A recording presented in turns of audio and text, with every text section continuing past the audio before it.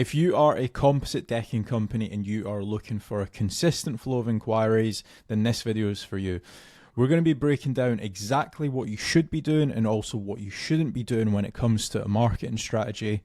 So James, take it away. So step number one, what I'd be looking to do to grow is a Google business profile. If you already have one, I'd be making certain that I would be reaching out to all my existing clients to try to get me as many 5-star reviews as possible. It's a great way, a Google business profile, to generate more leads. There's obviously getting citations and doing Google business profile posts and uploading photos on there.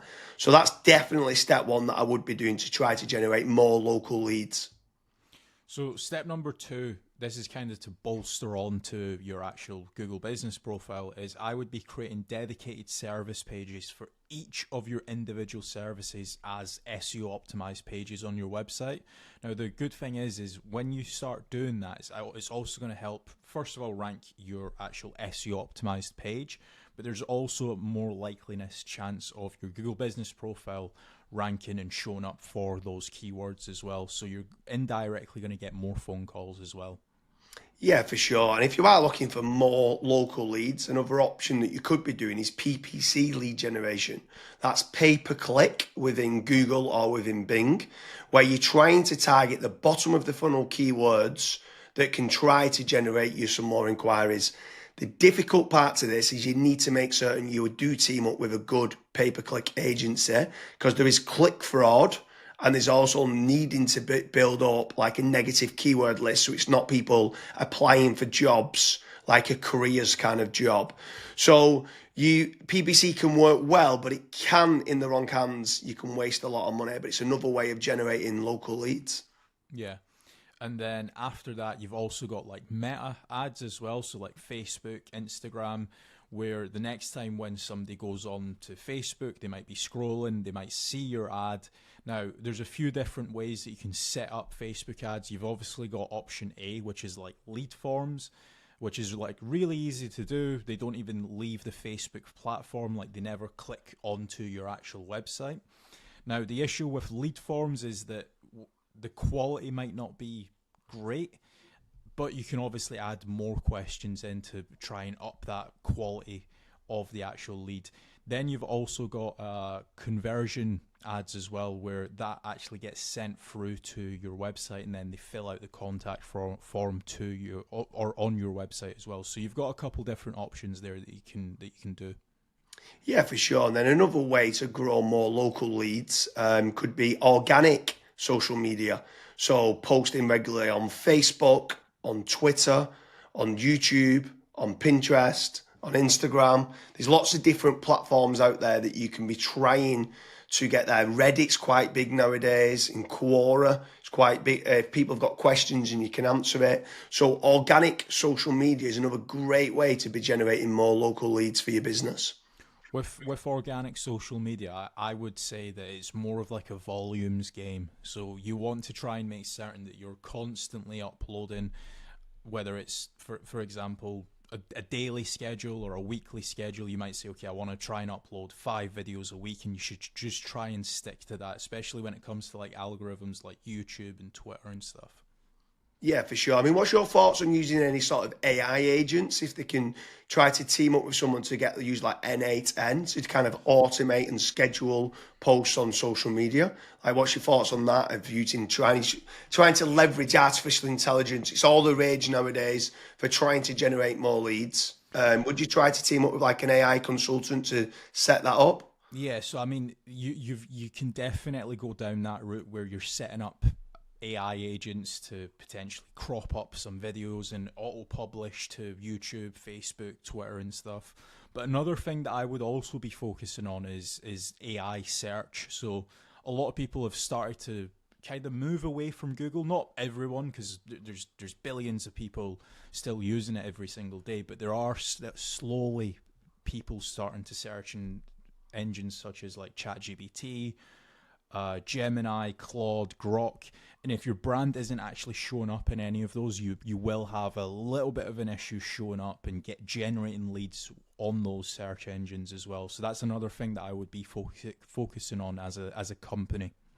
Yeah, and also if you're looking for more business leads in the local area, something else that I would definitely be looking to do is team up with some of the tradespeople websites. So you've got certain ones like Check a Trade, you've got Bark, you've got Builder Builder, you've got Trust a Trader, you've got Rated People. All these different platforms can generate you more local leads.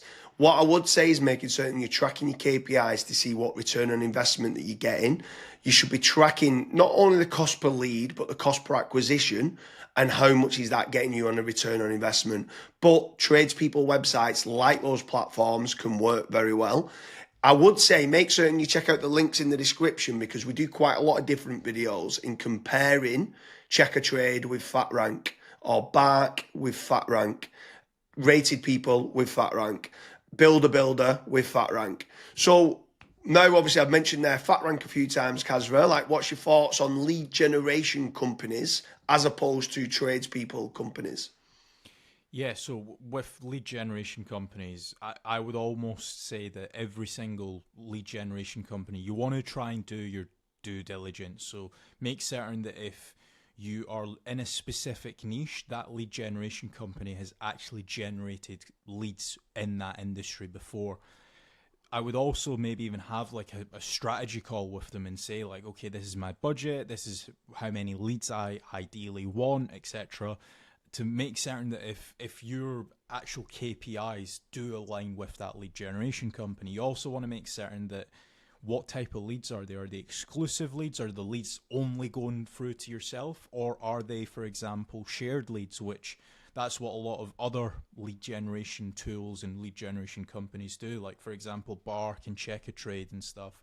Whenever myself and James have spoke to company owners that have used those services, that's one of their biggest pain points where they say, yeah, it's a shared lead and it's kind of a rat race down to the bottom of who's the cheapest, basically. So that's a couple things that I would be asking lead generation companies before partnering up with them.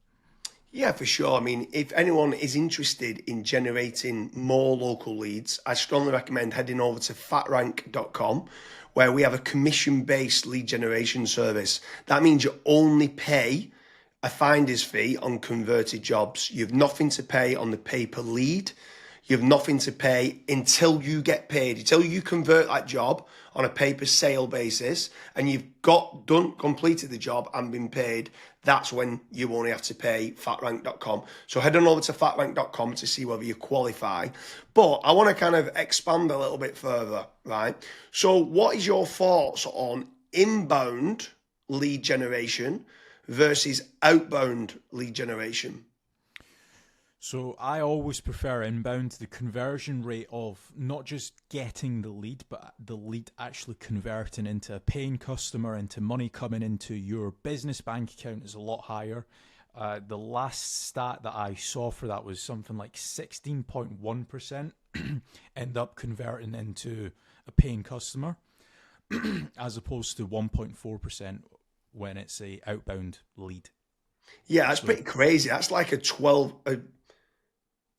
But yeah, it's 12 times more conversion. Yeah. Like, it's crazy how much more conversion that is. You need to do a lot of volume for kind of outbound, whether it's cold calling or cold email or like LinkedIn Sales Navigator and stuff like that. And sometimes you just need a lot more staff to do it as well. And people sometimes don't. They're looking at the cost going, I want to generate 3 leads.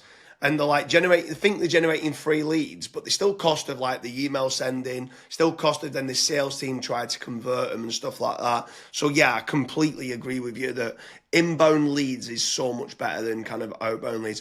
But then what's your thoughts then on some people ask the question that come through that want local leads and then they talk about, are these real-time leads? Like, is real-time leads very important to get? So as soon as they inquire, it comes through to you straight away.